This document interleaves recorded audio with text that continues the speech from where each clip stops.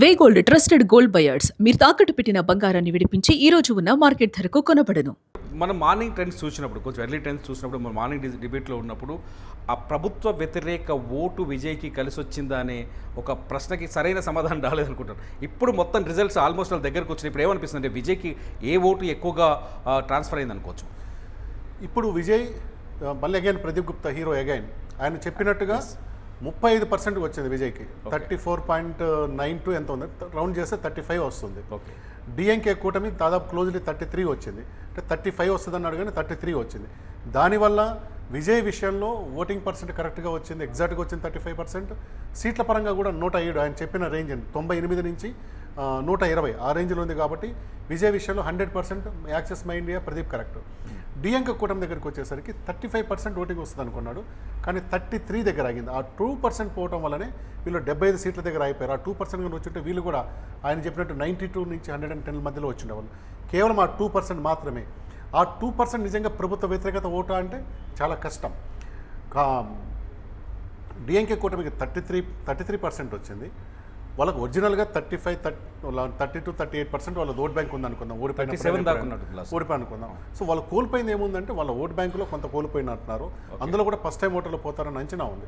So ప్రభుత్వ వ్యతిరేకత vote అంతా కూడా విజయ్కి పోయి ఉంటే విజయ్కి డిఎంకేకి సమానమైన ఓటు దాదాపు 2% ఓట్లు వచ్చేది రాదు. సో నేనేం చెప్తాను, ఇదే ప్రదీప్ గుప్తా పోలింగ్ అయిన రోజే చెప్పాడు, ఇది ప్రభుత్వ వ్యతిరేక ఓటు కాదు అని చెప్పాడు. ఓకే, ప్రభుత్వ వ్యతిరేక ఓటు కాదన్నాడు. సో సీట్ల పరంగా వీళ్ళు కోల్పోయినా వాళ్ళకి రావాల్సిన ఓట్లు అదే వస్తున్నాయి, పెద్ద మార్జిన్ లేదు. ఎవరు ఎక్కువగా నష్టపోయారు ఇక్కడ?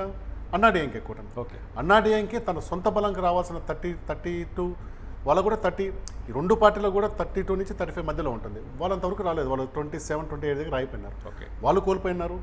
డిఎంకే కొంత వాళ్ళు కూడా ఒక 3-4% కోల్పోయారు. ఎక్కువ ఎవరు కోల్పోయారంటే అన్నాడీఎంకే కోల్పోయింది. అన్నాడీఎంకే ఎక్కువ ఓటు శాతం కోల్పోతే అది ప్రభుత్వ వ్యతిరేక ఓటుకు మాత్రం పోయిందని చెప్పలేము. ప్రభుత్వ వ్యతిరేక ఓటు ఎంతో కొంత పోయి ఉంటుంది. నిజంగా విజయే కనుక ఎన్నికల్లో లేకపోయి ఉంటే ఆ రోజు హైపోథెటికల్ సిచ్యువేషన్లో డిఎంకే వద్దు అనుకున్న వాళ్ళంతా అన్నాడీఎంకే వేసేవాళ్ళ, అది హైపోథెటికల్. అలా వేస్తారో లేదో చెప్పలేము. ఎందుకంటే ఇద్దరు ద్రావిడ పార్టీలు కాదనుకొని కొత్తగా వచ్చిన పార్టీ వచ్చింది కాబట్టి వీళ్ళిద్దరిని కాదనుకొని వాళ్ళు వస్తున్న సందర్భంలో మనం దాన్ని చెప్పలేము.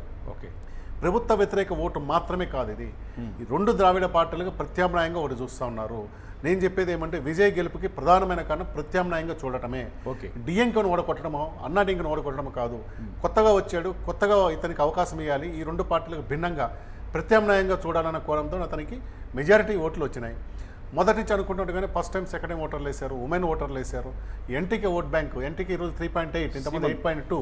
మనం మొదటి నుంచి చెప్తున్నాం సగం శాతం వాళ్ళు కోల్పోతారని. అందులో నుంచి కొంత కోల్పోయింది. వివిధ వర్గాల నుంచి కూడికల సమూహంగా వచ్చింది, కానీ ఏకపక్షంగా ఒకే వర్గం నుంచి రాలేదు. ప్రతి వర్గంలో నుంచి కూడా ఆయన ఓట్లు తీసుకోగలిగారు. అంటే విజయ్ పార్టీ స్థాపించి జస్ట్ 2 సంవత్సరాల 2 నెలలు ఎలక్షన్ వచ్చినాటికి, ఈ 2 సంవత్సరాల 2 నెలలలో పార్టీని ఈ స్థాయిలో గ్రౌండ్లోకి ఎలా తీసుకుపోగలిగాడు? ఇంత మళ్ళీ చెప్తున్నాను, విజయ్ గెలుపు సంస్థాగతమైన గెలుపు కాదు. విజయ్ సంస్థాగతంగా చేయలేదు. విజయ్ చేసిన ఒకే ఒక పని ఏంటంటే ప్రతి నియోజకవర్గానికి ఒక ఇన్ఛార్జిని, ప్రతి జిల్లాకు ఒక లీడర్ని తయారు చేశాడు. ఆయన టికెట్లు ఇచ్చిన వాళ్ళలో కూడా ఎక్కువ మంది జిల్లా బాధ్యులు, నియోజకవర్గ బాధ్యులకే ఇచ్చారు. కొత్తగా వెతుక్కోలేదన్నమాట. ఒకే రోజు అందరినీ కూడా కూర్చోబెట్టి స్టేజ్ మీద కూర్చోబెట్టి అనౌన్స్ చేసుకుంటూ వెళ్ళారు. కమిటీలు వేయటము, వాళ్ళకి ట్రైనింగ్లు పెట్టడం, ఓరియంటేషన్, ఇదంతా ఏమీ లేదు. ఆయన తన కేంద్రంగానే మొత్తం ప్రచారం చేసుకుంటూ వెళ్ళారు. ఎక్కడైతే ఇన్ఛార్జీలు పెట్టారో వాళ్ళు కూడా గ్రౌండ్లో పెద్ద ఎఫెక్టివ్గా పనిచేసిందే లేదు. కేవలం మార్పు ప్రత్యామ్నాయం అనే స్లోగన్లోనే క్యాండిడేట్తో సంబంధం లేకుండా ఓట్లు వచ్చేలాగా ఆయన ఆ ఎమోషన్ క్రియేట్ చేయగలిగారు. మొత్తం విజయ్ అంటే మహిళా ఓటు బ్యాంక్ అంతా విజయ్ వైపు మళ్ళింది. విజయ్కి బాగా మహిళల్లో క్రేజ్ ఉంది, ఇది బాగా యూజ్ అయిందని ఒక చర్చ జరుగుతుంది.